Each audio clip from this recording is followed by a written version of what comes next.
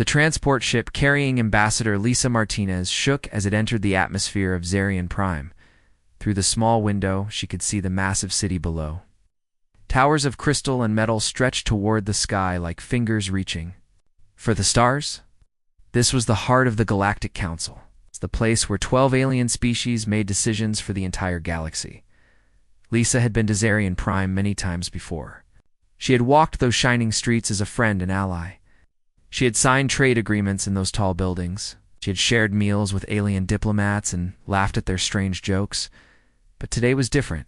Today she came as a prisoner. Metal cuffs around her wrists were tight and cold. They were made from some alien metal that blocked her ability to send messages or contact Earth. She had been wearing them for 3 weeks now. Ever since the Council guards had arrested her on the space station at Kepler 7, the charges against her were lies. Lisa knew it, and deep down, she believed the Council knew it too. They said she was selling weapons to pirates. They said she was planning to attack peaceful worlds. They said she was a threat to galactic peace. None of it was true.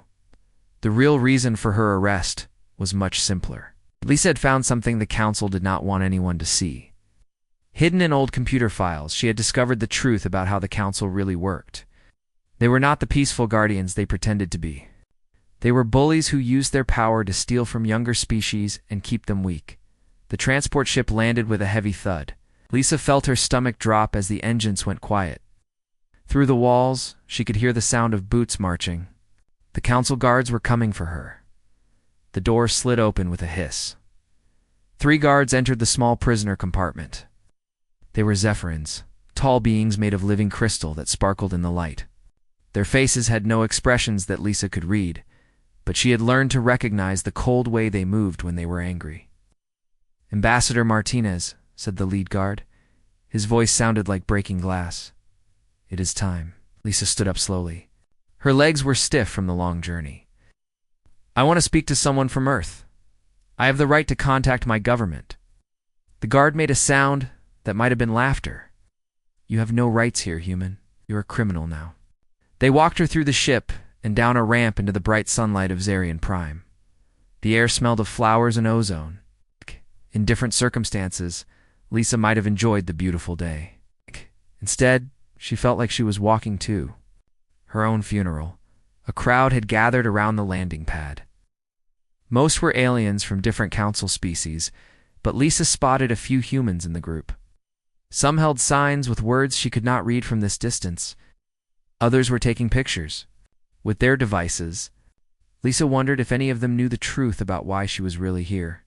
The guards put her in a hover car that flew through the city streets.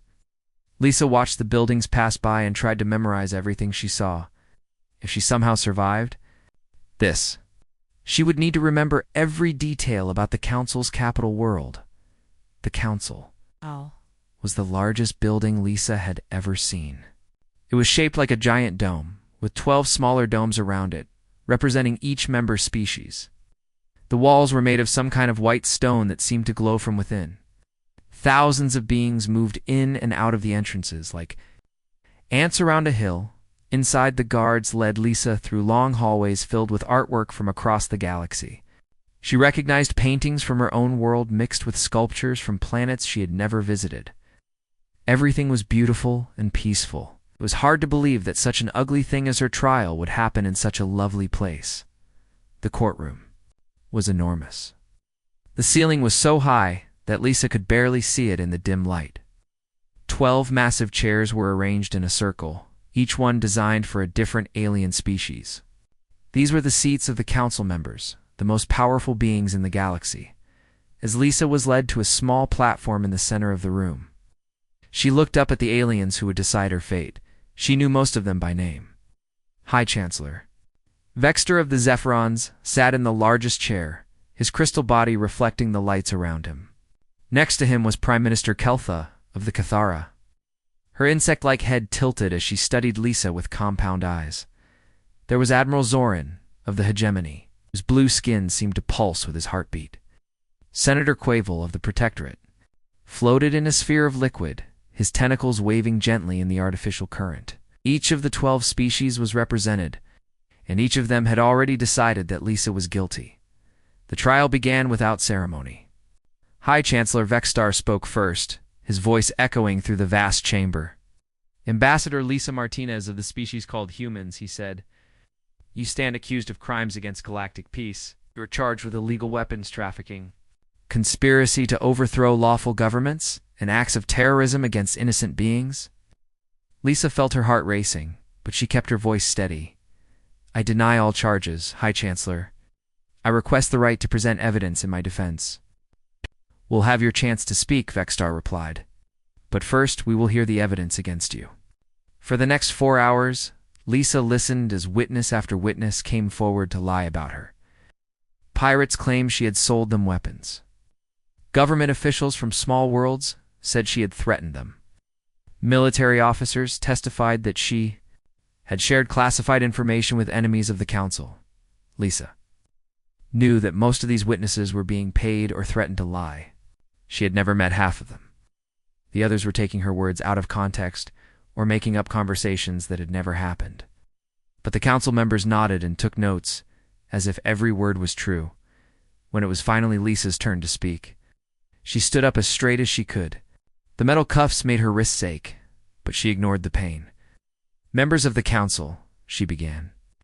I have served as Earth's ambassador for 15 years. In that time, I have worked for peace between all species. I have never sold weapons to anyone. I have never threatened any world. I have never betrayed the trust placed in me by this council. She paused and looked at each of the 12 members in turn. But I have discovered something that you do not want the galaxy to know. I have found proof that this council has been stealing from the species it claims to protect. I have evidence that you use your power to keep younger civilizations weak and dependent. A murmur ran through the chamber.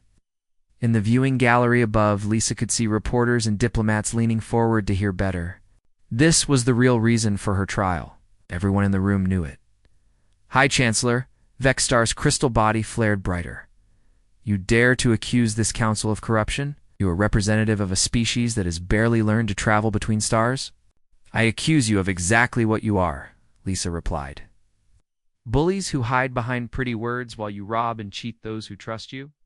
The trial continued for another hour, but Lisa knew the outcome was already decided. The council had not brought her here to find the truth. They had brought her here to silence her and send a message to anyone else who might challenge their power. When the vote came, it was unanimous. All 12 species voted to find her guilty of all charges. The sentence was death by neural disintegration, to be carried out immediately. As the guards moved to take her away, Lisa looked up at the viewing gallery one last time. She could see the human reporters with tears in their eyes. She could see diplomats from other species shaking their heads in disgust. Most importantly, she could see the cameras that were broadcasting this mockery of justice across the galaxy. Wait, she called out, her voice carrying clearly through the silent chamber. I have something to say.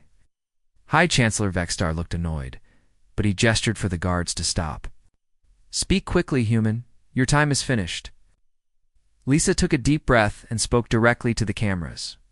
She knew that her words would reach every human world, every space station, every ship in the fleet. My name is Lisa Martinez, and I die today for telling the truth. The Galactic Council is not what they pretend to be. They are tyrants who grow fat while others starve. They are cowards who murder those who expose their lies. Her voice grew stronger with each word. Humanity will remember this betrayal. We came to you in peace, but you have chosen war. The neural disintegrator was a horrible device. It slowly destroyed a person's nervous system while keeping them conscious and aware. The council used it because it was painful and because it served as a warning to others. They wanted Lisa's death to be seen and remembered. As the machine powered up, Lisa closed her eyes and thought of home. She thought of the blue skies of Earth and the faces of the people she would never see again. She thought of her sister Kate, who commanded ships in the Terran Defense Fleet. She hoped that Kate would understand what needed to be done next. The pain began as a tingling in her fingers and toes. Then it spread up her arms and legs like fire running through her veins. Lisa bit her lip to keep from screaming, but as the disintegrator reached her spine, she could not hold back any longer. Her screams echoed through the council hall and were broadcast live across the galaxy. Every human who watched would remember this moment. Every human would know that their ambassador had died in agony for telling the truth about their so-called. President Jack Morrison stood at the window of his office, looking out at the city of New Washington. The buildings stretched toward the horizon under a gray sky that matched his mood. Behind him, the emergency cabinet meeting continued, but Jack could barely hear the voices of his advisors. All he could think about was the horrible sounds Lisa Martinez had made as she died. The broadcast had ended 3 hours ago. But the images were burned into Jack's mind. He had known Lisa for 20 years. She had been one of his closest friends and his most trusted diplomat. Now she was gone, murdered by the very aliens she had tried to help for so many years. "Sir," came a voice from behind him. Turned to see General Paul Richards, head of the Terran Defense Force. The old soldier's face was hard as stone. "We need to make a decision. Reports are coming in from every human world. People are angry. They want action."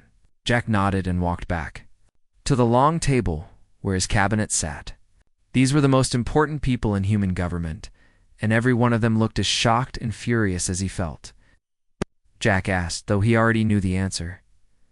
Defense Secretary Carol Williams spoke first. "We can file a formal protest with the council. We can demand an investigation. We can recall all our ambassadors and cut off diplomatic relations. And then what?" Interrupted Admiral Kate Sullivan, who had just arrived from the Outer Rim. Lisa's sister looked tired from her long journey, but her eyes burned with cold anger. "They murdered our ambassador on live television. They showed the entire galaxy that humans mean nothing to them. A formal protest will not bring Lisa back." Dr. Amy Foster, head of the Weapons Research Division, cleared her throat. "We need to consider the military situation. The Council has fleets from 12 different species. Their combined forces number over 2 million ships. We have maybe 50,000 vessels, and most of those are cargo haulers and survey ships." "Numbers are not everything," said General Richards. "We have advantages they do not understand. Human soldiers are trained differently than Council forces. Think differently. We fight differently." Jack looked around the table at the faces of his advisors. Some looked scared. Others looked angry. All of them were waiting for him to make the most important decision in human history. "What about the colonies?" he asked. "Have we heard from the outer worlds?" Communications Director Bob Jenkins opened his tablet and read from the screen. "Governor, Ben Carter from the Centauri colonies has called twice. He says his people are ready to fight. The mining worlds of Vega and Altera the same. Even the research stations are asking what they can do to help. And the ships?" Jack asked, turning to Admiral Sullivan. Kate's voice was steady, but Jack could hear the pain underneath. "I have been in contact with every fleet commander. They're returning to human space as we speak. Captain Steve Morgan is leading the 3rd Fleet back from the Perseus Arm. Captain Lisa Park has the survey ships coming in from the Orion sector. We can have most of our forces assembled within 2 weeks." Jack closed his eyes and thought about what war would mean. Millions of humans would die. Entire worlds might be destroyed. The peace that humanity had enjoyed for the past century would be shattered. But the alternative was to let Lisa's murder go unanswered, to show the galaxy that humans could be killed without consequence. "There is something else we need to consider," said Dr. Foster quietly. Lisa's final message mentioned evidence of council corruption. Before her arrest, she sent encrypted files to our intelligence services. I have been studying them with my team. Everyone turned to look at the scientist. Dr. Foster was not known for dramatic statements, so when she spoke, people listened. "The files contained detailed records of council activities going back 50 years, she continued. fax records, Military reports, resource allocation documents. Lisa was right. The council has been systematically exploiting younger species.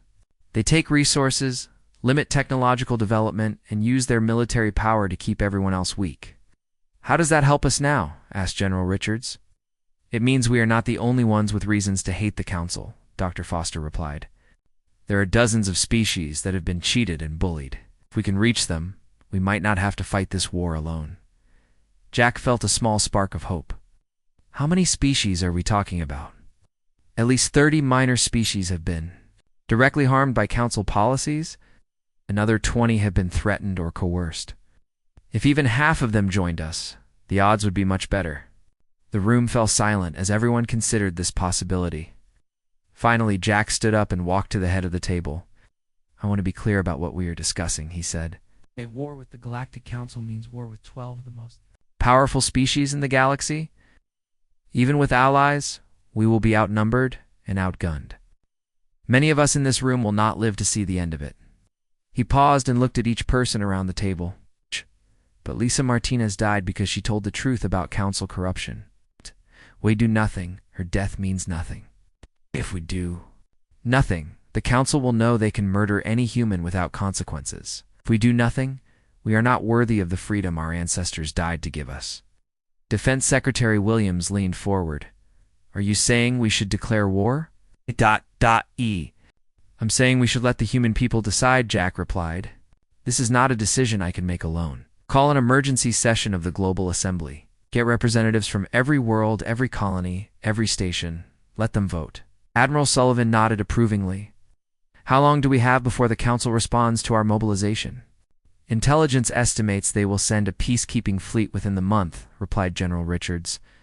They will expect us to surrender when we see their superior forces. Then we had better be ready to disappoint them, said Jack.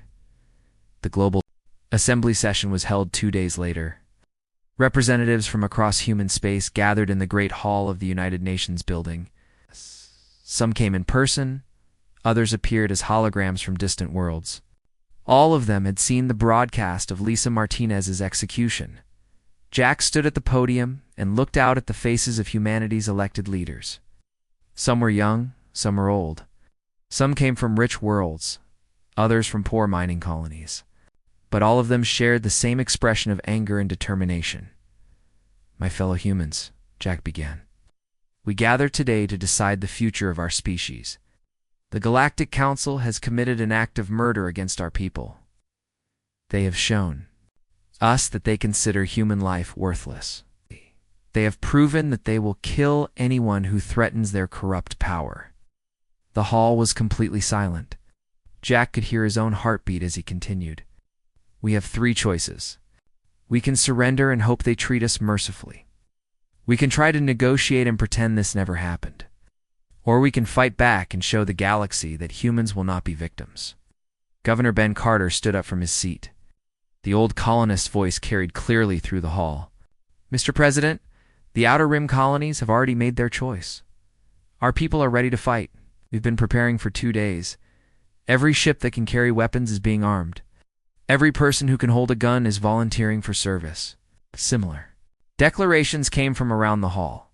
The industrial worlds promised to convert their factories to military production.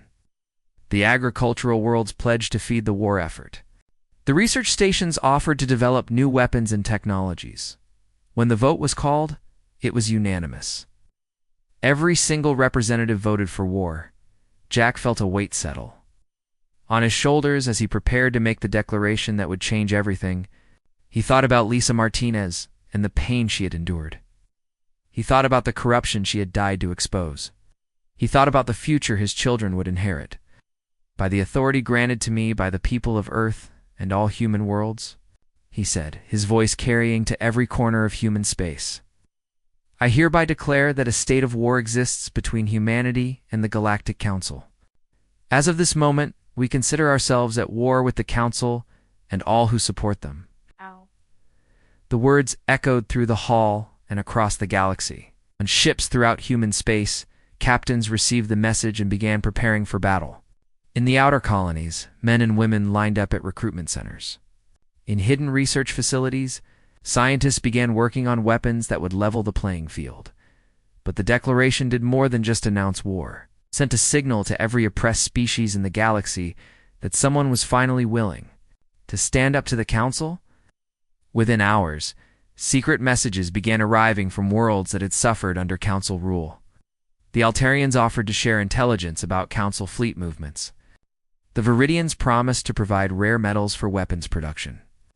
The Nexans, who had been conquered by the Council 50 years ago, asked how they could help fight for their freedom.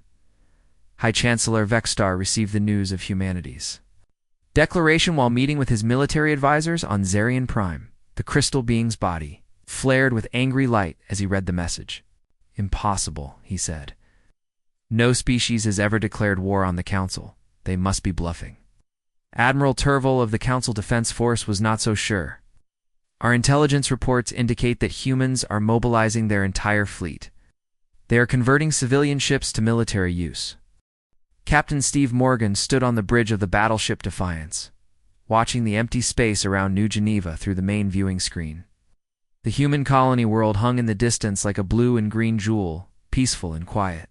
But Steve knew that peace would not last much longer. Captain called Lieutenant Sam Parker from the communications station. "Admiral Sullivan is on the secure channel." Steve nodded and walked to his command chair. The face of Admiral Kate Sullivan appeared on his personal screen, her expression grim but determined. "Status report, Captain," she said without greeting. "All ships are in position, Admiral. We have the entire Third Fleet hidden in the asteroid field, plus 60 civilian vessels that volunteered for combat duty. The Council Peacekeeping Force should arrive within the hour." Kate's jaw tightened. "Remember, Steve, they are not coming here to keep peace. They are coming to force us to surrender or to destroy us if we refuse. Do not let them get close to the planet." "Understood, Admiral? What about reinforcements? You are on your own for now. Every other fleet is defending Earth and the core worlds.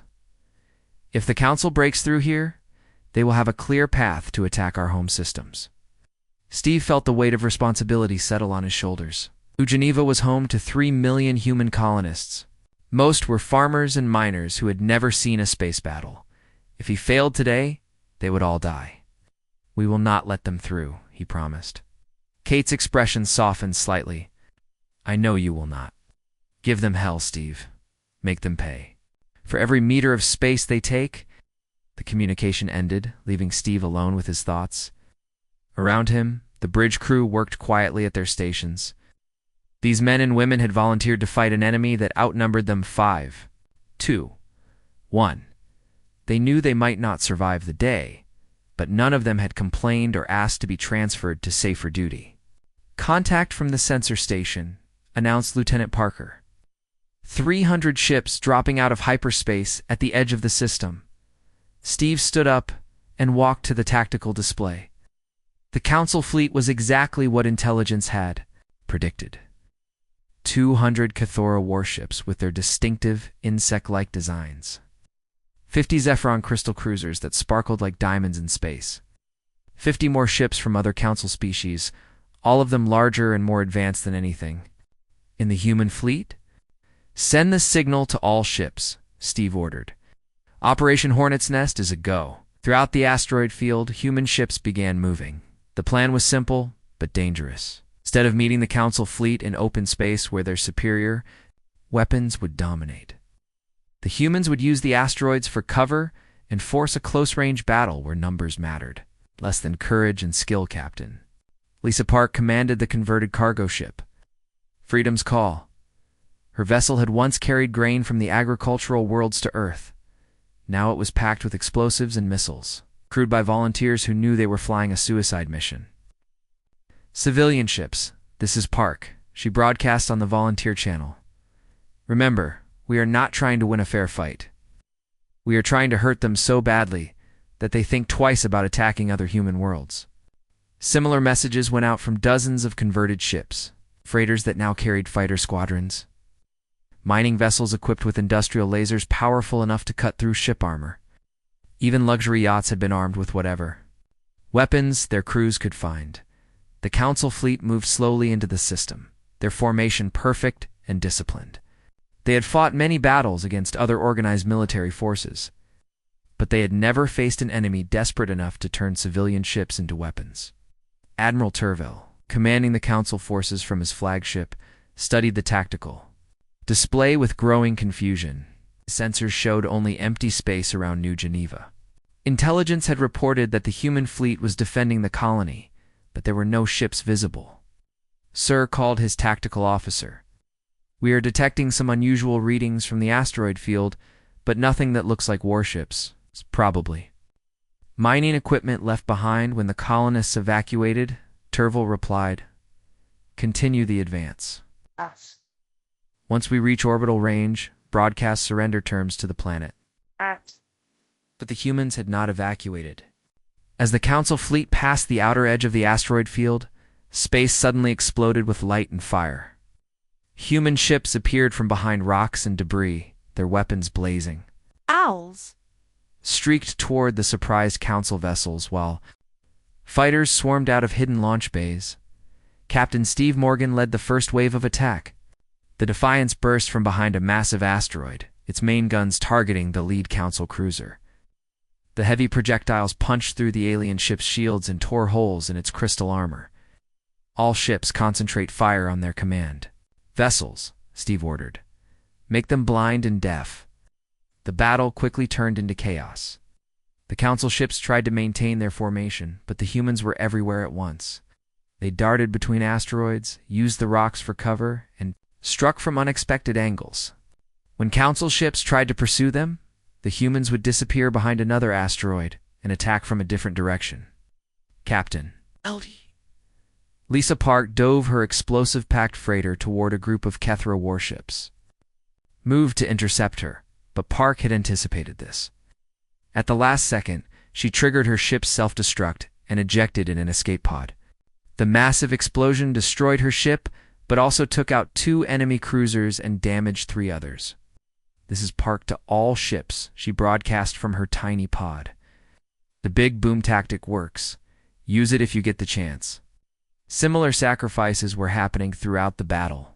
Humans who had been farmers and merchants just weeks ago were ramming their ships into Council vessels or detonating themselves to clear paths for their comrades. Each act of sacrifice bought time and space for the military ships to maneuver and strike. But the losses were terrible. For every Council ship destroyed, 2 human vessels were lost. The asteroid field became filled with debris from both fleets, making navigation even more dangerous. Emergency broadcasts filled the radio channels. As damaged ships called for help or reported their final positions, Lieutenant Sam Parker, now commanding a small patrol ship after transferring from the Defiance, found himself facing 3 Council fighters. His ship was faster, but their weapons were more powerful. He used every trick he had learned in flight school.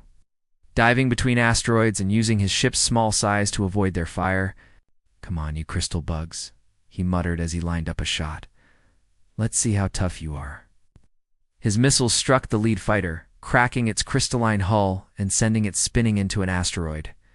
The other 2 fighters moved to flank him, but Sam was already diving toward another group of rocks.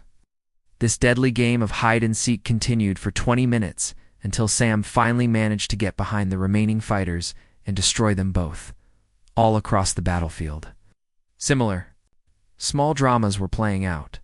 Human pilots pushed their ships beyond safe limits, pulling maneuvers that should have been impossible.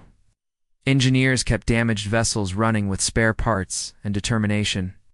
Gunners fired until their weapons overheated, then kept firing.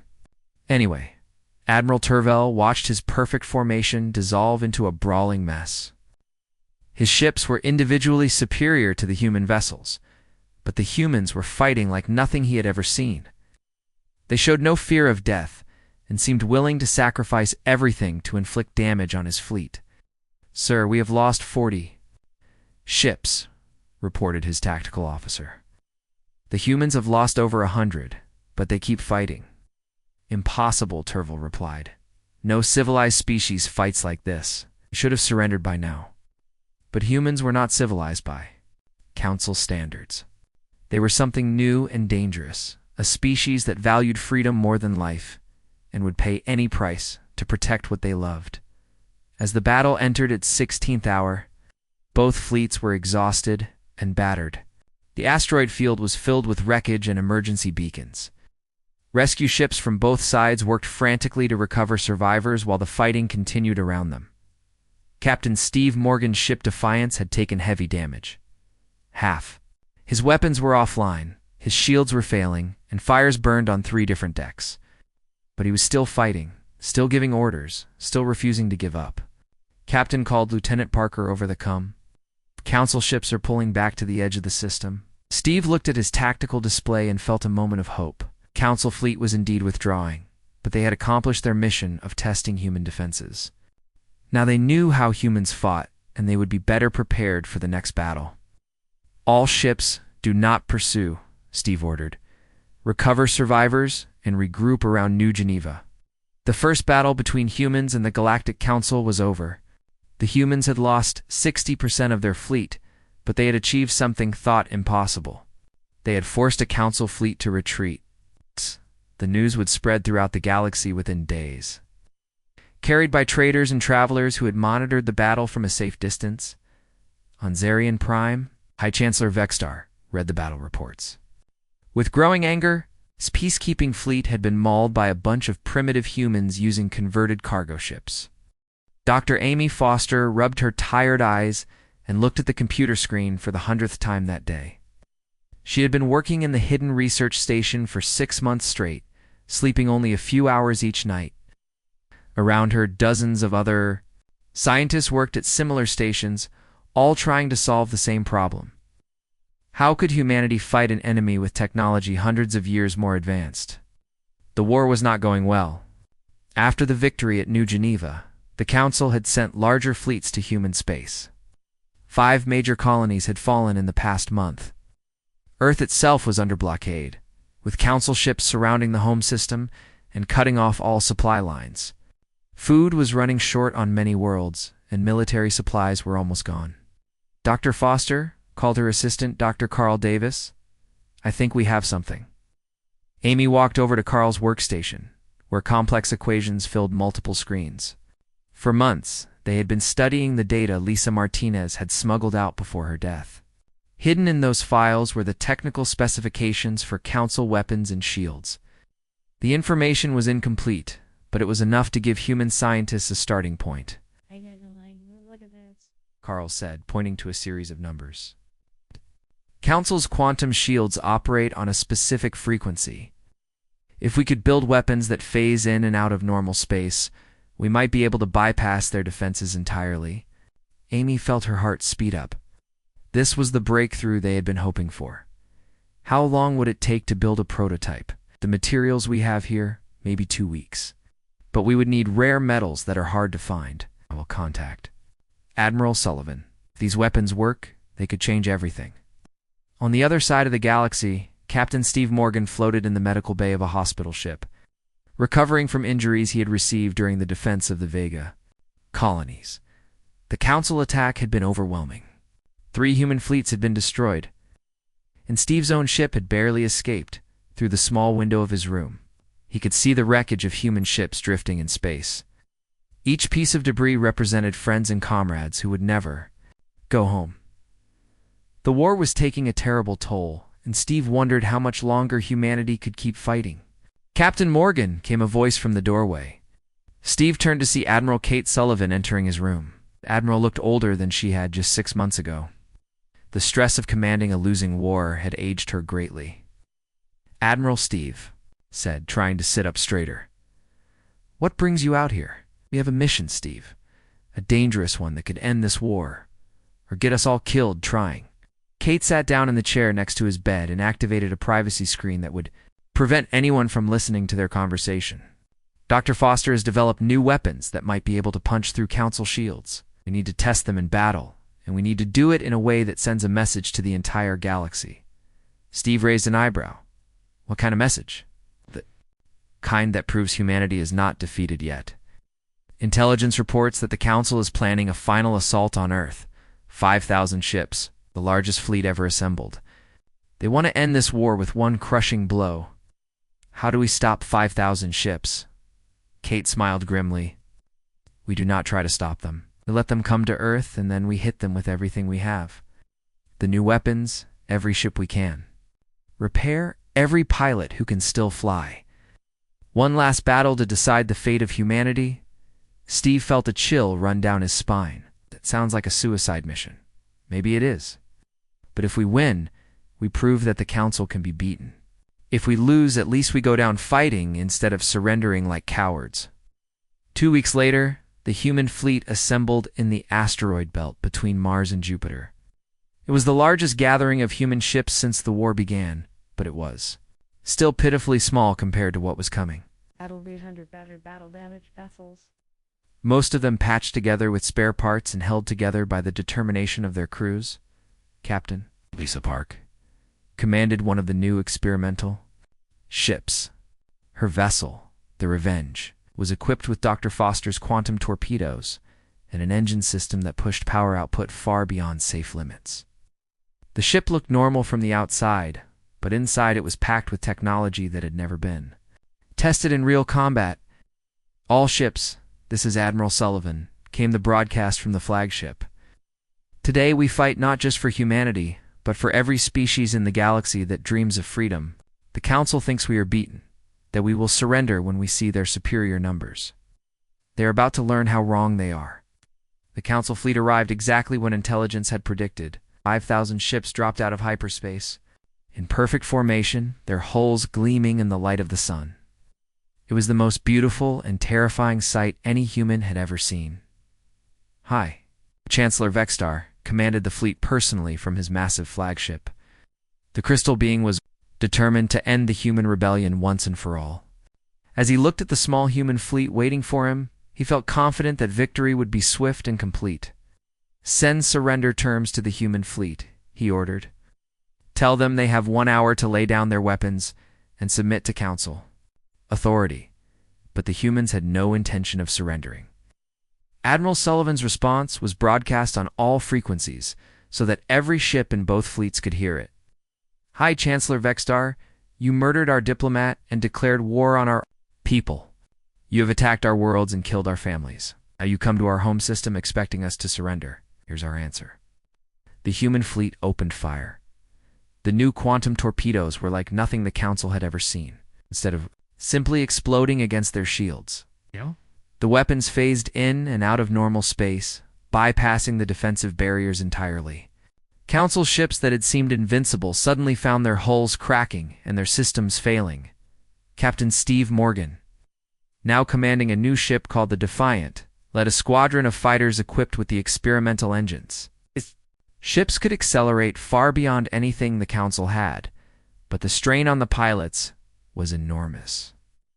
Steve felt like his body was being crushed as his ship reached speeds that should have killed him. Stay with me, people, he broadcast to his squadron. Hit their command ships and get out. Do not try to be heroes. But heroism seemed to be the only thing keeping humanity alive. Captain Lisa Park dove her ship straight into the center of the Council formation, her quantum torpedoes tearing through enemy vessels like they were made of paper. When her weapons ran out, she rammed her ship into a Council dreadnought, explosion visible from Earth. The battle raged for 12 hours. The new human weapons were devastating, but there were still too many Council ships. For every enemy vessel destroyed, 3 more took its place. The human fleet was being slowly overwhelmed, despite their technological advantage. Then something unexpected happened. Ow. New ships began appearing at the edge of the battle. At first, the humans thought it was Council reinforcements, but the new arrivals opened fire on the Council fleet instead of the human ships. This is Captain Zexera of the Altarian Liberation Fleet, came a broadcast on the emergency frequency. We have come to repay our debt to humanity. More fleets arrived throughout the day. The Viridians brought their fast attack ships. The Nexans contributed their heavy cruisers. Even some individual Council species began defecting their ships. Switching sides in the middle of battle, the tide of battle slowly began to turn. Council fleet, which had seemed unstoppable just hours before, found itself surrounded and outnumbered. Ships that had never worked together before fought side by side against their common enemy. High Chancellor Vextar watched his perfect fleet dissolve into chaos. Species he had thought were loyal to the Council were openly rebelling. The human weapons were cutting through his best ships like they were toys. For the first time in his long life, he felt the cold touch of fear. Sir, we should retreat, urged his tactical officer. We are losing too many ships. Ow! Vextar replied. If we retreat now, the rebellion will spread to every corner of the galaxy. We must win here or lose everything.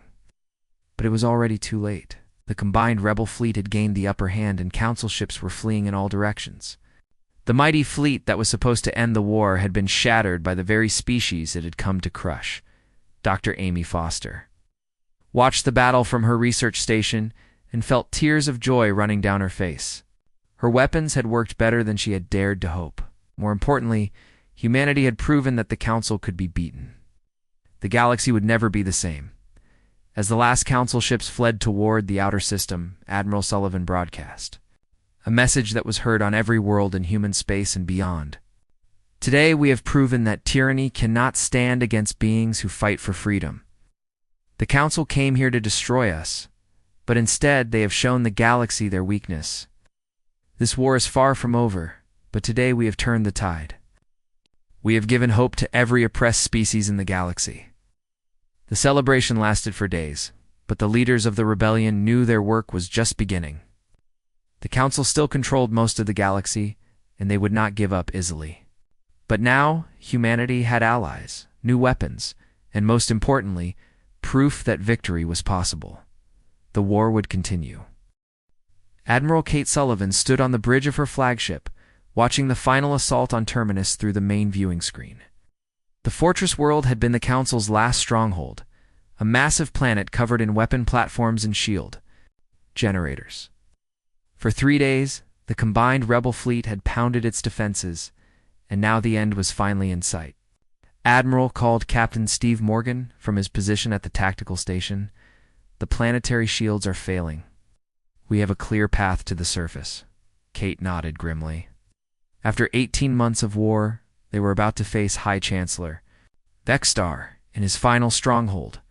The crystal being had retreated here with the last loyal Council forces, determined to make one final stand against the rebellion that had destroyed his empire. The war had spread far beyond what anyone had imagined. What began as humanity's fight for justice had become a galaxy-wide revolution. Dozens of species had joined the rebellion, each bringing their own ships and their own reasons for hating the Council. The Altarians wanted revenge for 50 years of exploitation. The Viridians sought freedom from Council trade restrictions. The Nexans fought to reclaim their conquered homeworld, but it was the humans who still led the fight. Their determination and willingness to sacrifice everything had inspired others to believe that victory was possible. Now, as the combined fleet prepared for the final battle, beings from across the galaxy looked to Admiral Sullivan for leadership. Signal from the surface reported Lieutenant Sam Parker, who had been promoted after his heroic actions in the battle for Earth. High Chancellor Vexter is requesting terms for surrender. Kate felt a moment of surprise. After fighting so desperately for so long, she had not expected the Council leader to give up without a final battle. "What are his terms?" she asked. Sam read from his screen. He wants safe passage for all remaining Council forces. He also wants guarantees that Council species will not be punished for their government's actions. And what does he offer in return? Complete surrender of all military forces and recognition of the new galactic government. Kate considered the offer carefully. Part of her wanted to refuse, to make Vexstar pay for all the suffering he had caused. Lisa Martinez's execution seemed like a lifetime ago, but the pain of that betrayal still burned in her heart. She also knew that more fighting would only cause more death and destruction. "Tell him we accept his terms, but with one condition. He must face trial for his crimes, including the murder of Ambassador Lisa Martinez." The response came quickly. "He agrees, Admiral. All Council forces are laying down their weapons." The end came more quietly than anyone had expected. After months of desperate battles and countless sacrifices, the war ended not with a massive explosion but with a simple surrender message broadcast across the galaxy. The Galactic Council, which had ruled for over a century, officially ceased to exist. Captain Lisa Park, who had survived her ramming attack and been rescued by Allied ships, led the ground forces that accepted the surrender on Terminus. The Crystal being who had once seemed so powerful now looked small and defeated as he was led away in restraints. "It is over," she reported to Admiral Sullivan. "The war is over." But even as the fighting ended, the real challenge was just beginning. Governing a galaxy was much harder than conquering one. and the Rebel Alliance was discovering that they're different. Species had very different ideas about how the new government should work. President Jack Morrison arrived from Earth 3 weeks later to help establish the new galactic order. He had aged greatly during the war, his hair now completely gray and his face lined with worry. But his eyes still held the same determination that had led humanity to declare war on the seemingly impossible enemy. The trial of High Chancellor Vextar was held in the same chamber where Lisa Martinez had been executed. But instead of the mockery of justice that had condemned the human diplomat, this trial was conducted fairly and openly. Representatives from dozens of species testified about council crimes, presenting evidence of corruption, exploitation, and murder that stretched back generations. Vextar himself seemed broken by his defeat. The crystal being who had once commanded fleets and controlled worlds now sat quietly as witness after witness, described the suffering caused by his policies. When asked if he had anything to say in his defense, he simply replied, "I believed I was maintaining order in the galaxy. I was wrong." The court found him guilty of crimes against galactic peace, but the sentence was not death. Instead, he was condemned to life imprisonment, serving as a reminder that justice did not require vengeance. The new government would be better than the one it replaced. Dr. Amy Foster was appointed head of the new Galactic Science Council, tasked with sharing advanced technology with all species instead of hoarding it for the benefit of a few. Her first act was to establish research stations where beings from different worlds could work together to solve common problems. "Science belongs to everyone," she announced in her acceptance speech. "No species should be kept ignorant while others hold all the knowledge." Captain Steve Morgan took command of the new Galactic Defense Force, a military organization designed to protect all worlds equally instead of serving the interests of powerful species. His first challenge was integrating forces from dozens of different species into a unified command structure. "We are no longer enemies," he told his mixed crew of humans, Altarians, Viridians, and former council species. "We are guardians of peace and freedom for all beings in the galaxy." The new government was not perfect.